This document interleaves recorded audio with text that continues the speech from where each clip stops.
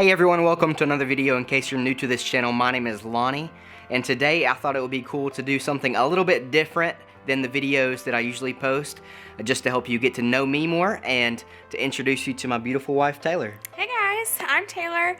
I'm Lonnie's wife. Yeah, so we thought that it would be cool to just do a video and just kind of review the year 2020. It was a year for the history books, to say the least. So we thought we would just answer some questions with you guys and talk about some of our goals for 2021 and to just let you in on our lives and what we're looking forward to and some of the stuff that we dealt with this past year. So here we go. You got the questions?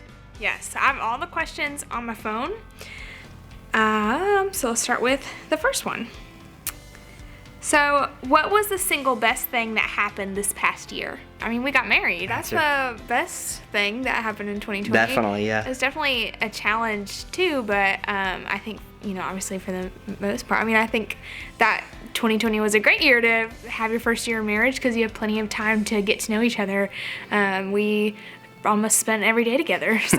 Yeah, pro tip, if the year you get married, somebody asks you what the highlight of your year was, always say getting married. Yeah. But yes, absolutely, that was the best part of this year for sure. Number 2, what was the single most challenging thing that happened in 2020? It's a tough one. Yeah?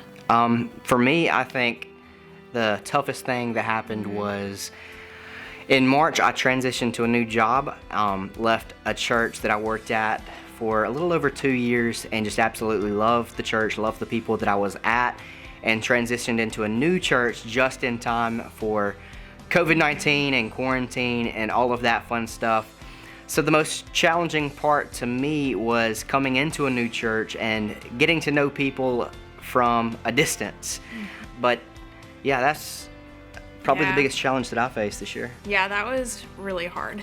But kind of going along with that, I feel like my biggest challenge was moving in 2020. I feel like moving is really stressful in itself, and then when you add coronavirus on top of that, it was just, people, there wasn't a lot to choose from, and the sellers had more say than we did, so we kind of had to overpay for our house in 2020, and just like house buying in general was difficult, I feel like. Yeah, so just to give you a little bit background, welcome to our new house. We moved here this past May. I used to live in Centerville, Alabama, where I was previously the youth pastor at Centerville Baptist Church, my old job, like I mentioned. And Taylor, she graduated from UA, and she actually had a house that she rented for a couple of years while she was a college student. So we got married May 9th, and we moved into this house that we're filming in on May 15th. So about a month and a half before we got married, it was just chaos trying to find a new house in the midst of, the pandemic and everything, and trying to find, people that were selling their houses because, during quarantine and lockdown orders, not a lot of people were trying to sell their house. So trying to move to Tuscaloosa, where we are currently, was extremely challenging for sure. Yeah. So that was a good one. And we didn't know we were going to be moving. So I think the day we looked at our first house was like the first day people started to talk about COVID-19.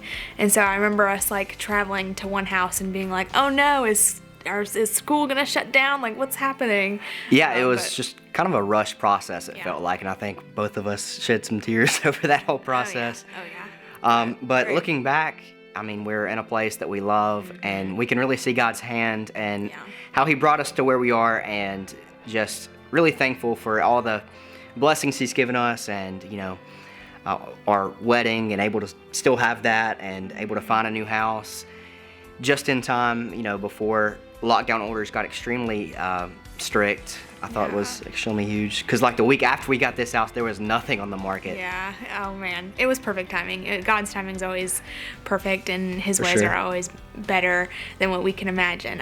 We have the best neighbors here in our neighborhood, so just feel really grateful. We had like 300 trick-or-treaters this year. It was incredible.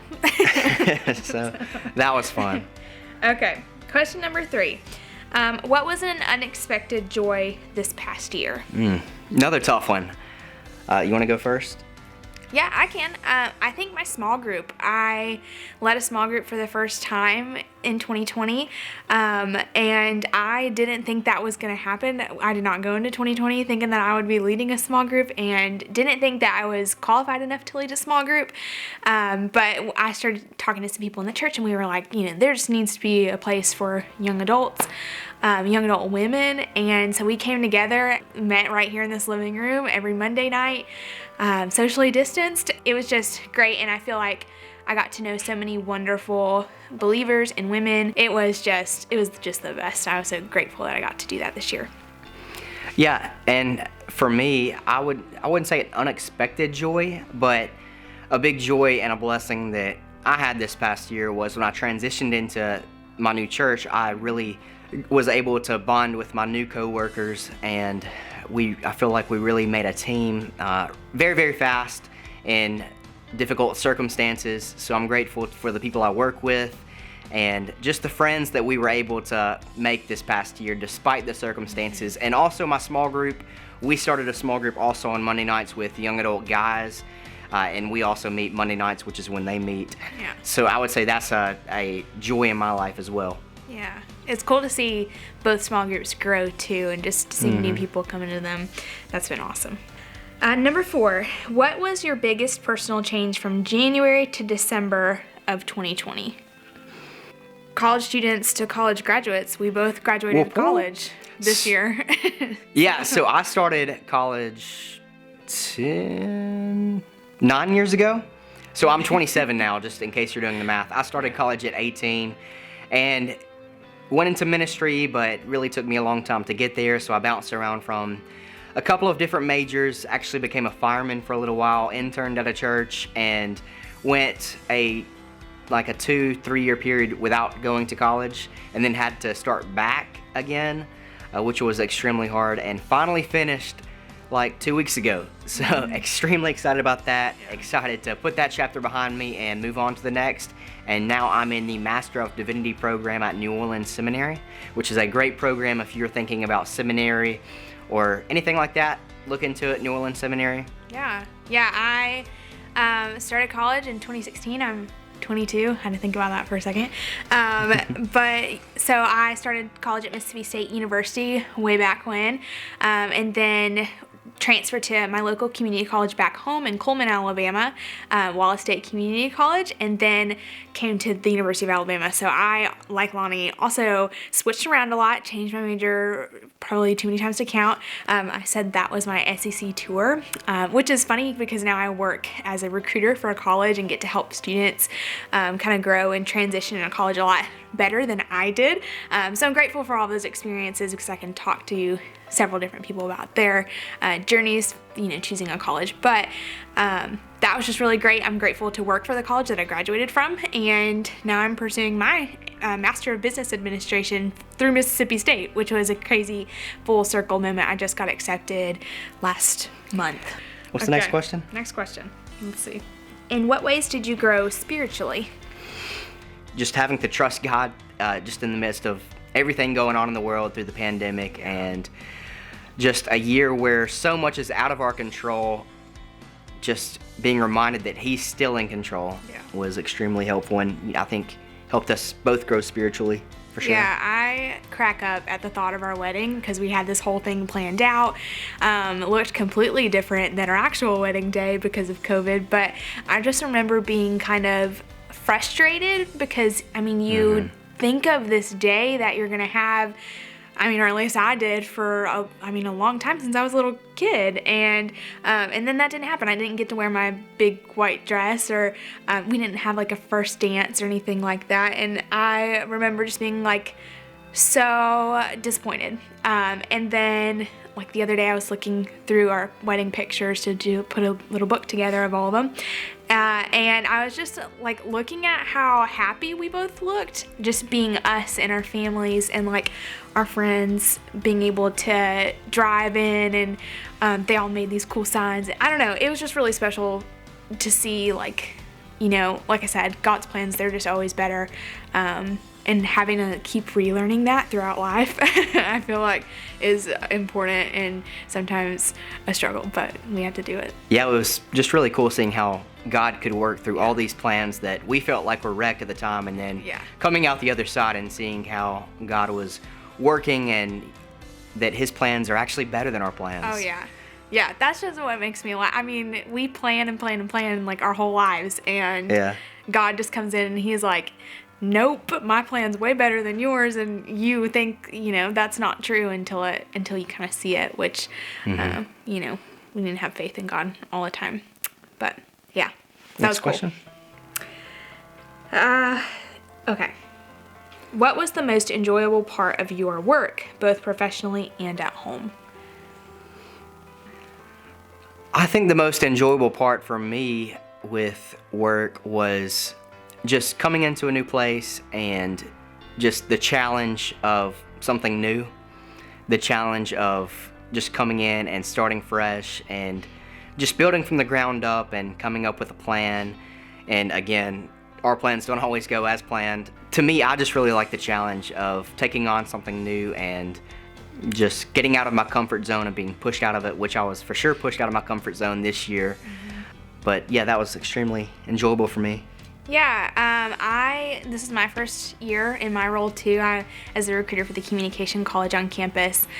And I learned a lot. I felt like I got a lot more comfortable in my role. I actually started as the student assistant to the person who was in my role before me.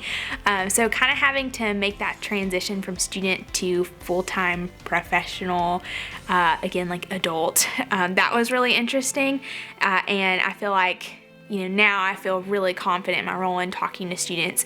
It's been such a blessing to be able to help students, and when you have that moment where you're with a high school student who's choosing their college, and they have that light bulb moment where they're like, this is where I want to be, and this is where God wants me, that's just really cool.